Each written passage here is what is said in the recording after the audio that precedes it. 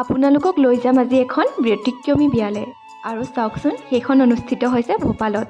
কিদৰে আমাৰ অসমীয়া পৰম্পৰাৰে সুন্দৰকৈ সজাই তোলা হৈছে।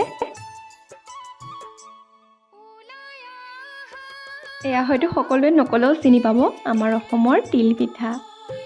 সকলোকে এটা এটাকৈ খাবলৈ দিয়া হৈছিলে আৰু এয়া দেখিছেনে আমাৰ বিহু নাচি আছে সকলোৱে। তেখেতসকল সকলো কিন্তু অসমৰ বাহিৰৰ দেই, হ'লেও আমাৰ বিহুৰ প্ৰতি তেওঁলোক খুবেই আকৰ্ষিত আৰু এয়া সুন্দৰকৈ বিহু নাচি আছে।